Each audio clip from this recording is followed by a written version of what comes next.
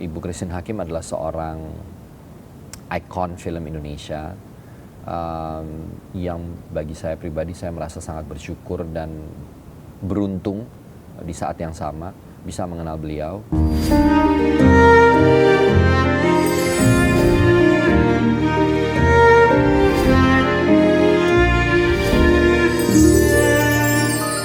Awal mula seorang Reza Rahadian di layar kaca, artis senior yang pertama kali ditemui itu siapa sih? Dan mungkin bisa berkesan di matanya seorang Reza Rahadian. Tentu mungkin berdasarkan pengalaman ya. Berdasarkan pengalaman tuh salah satunya Ibu Christine Hakim ya.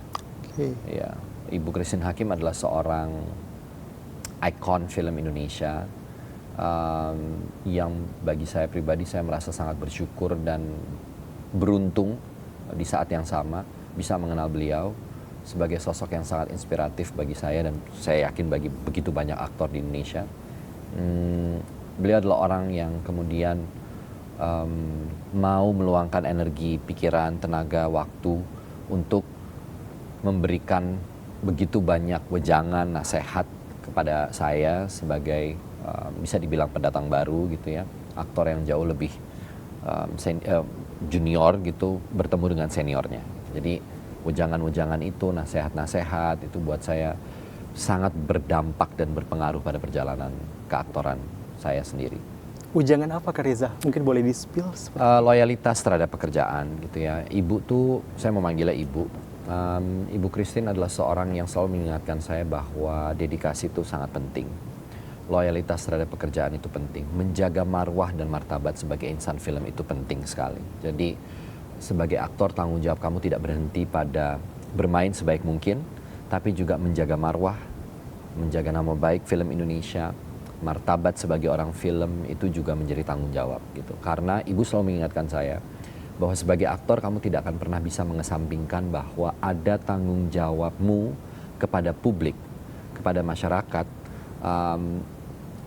di mana peranmu sebagai seorang aktor juga mungkin punya impact atau setidaknya punya dampak meskipun kecil, apapun itu kamu harus menjaga itu. Jadi ada tanggung jawab moral dalam tanda kutip gitu ya, ada tanggung jawab moral yang tetap harus dijaga gitu, karena biar bagaimanapun mungkin itu kenapa kami disebut juga public figure atau figur publik gitu, karena kami, ibu mengingatkan kamu punya tanggung jawab itu, jadi menjaga sikap, kata-kata, kemudian profesionalisme dan lain-lain. Tanggung jawab moral adalah berarti yang menjadi juga salah satu seorang Reza Rahadian yang sampai saat ini membintangi lebih dari puluhan film. Ya. Tetap berkarya seperti itu. Cukup banyak film yang dibintangi. Anyway, congratulations, kemarin sempat jadi sutradara. Oh, terima kasih banyak. Di film Pangku, walaupun udah lewat seperti itu, tapi kita baru bisa berdiskusi, bertemu di Deep Talk iNews TV. Tapi kalau misalnya kita boleh flashback sedikit seperti itu tentang proses perjalanan film Pangku pada beberapa waktu lalu, itu awal mulanya dari Mas Reza sendiri kah yang memang punya ide kreatifnya atau berangkat dari mana sih? Ide itu iya tentu awalnya saya melihat langsung gitu ya tradisi tersebut atau fenomena sosial itu, lalu kemudian 8 tahun itu hanya menetap di kepala aja, tidak pernah tertuang dalam bentuk naskah ataupun apapun, sampai kemudian suatu hari seorang yang sudah saya anggap seperti kakak saya sendiri, Happy Salma, menghubungi saya untuk mengingatkan bahwa ada sebuah cerita yang kamu pernah ceritakan dan kenapa nggak itu dibikin film gitu. Dari situ akhirnya saya terpikir bahwa mungkin ini memang harus diselesaikan, dituntaskan gitu ya. Nah, akhirnya saya mencoba untuk mendevelop cerita itu, menulis.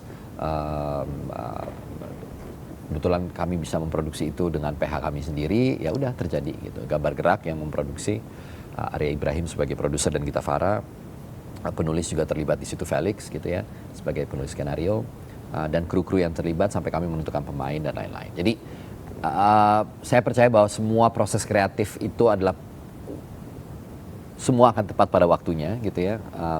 Tapi karya yang baik adalah karya yang selesai gitu. Jadi saya memantapkan diri untuk bahwa ini harus menjadi karya yang selesai dulu. Soal bagus, enggak, kurang, jeleknya di mana dan lain-lain itu biarlah menjadi proses pembelajaran saya sebagai seorang sutradara di proyek tersebut untuk kemudian mengasah kemampuan saya dalam menyutradarai sebuah film, sensitivitas saya dalam menyutradarai ke depannya. Sebagai seorang artis atau aktor 1000 wajah penyebutan orang-orang dan juga udah sempat jadi sutradara, mana yang lebih passionate sebagai seorang Reza Rahadian? Saya merasa bahwa saya bersyukur sekali saya punya kecintaan pada dunia film dan kecintaan itu bertumbuh. Tidak sejak awal langsung jatuh cinta gitu ya, tapi melalui sebuah proses panjang, setidaknya bagi saya cukup panjang, 20 tahun saya berada di industri ini, hidup dan menghidupi.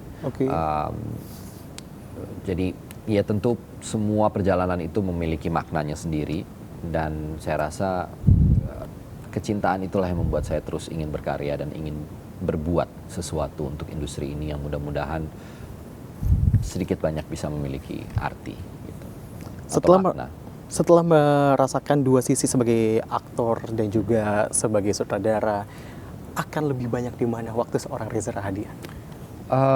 Tahun ini saya akan merilis insya Allah sekitar 4 film yang akan tayang di tahun 2026, dimulai dengan Susana, Santet Dosa di Atas Dosa adalah menjadi film pertama yang akan rilis di tahun ini, film pertama saya yang akan rilis di tahun ini, di mana saya ikut terlibat.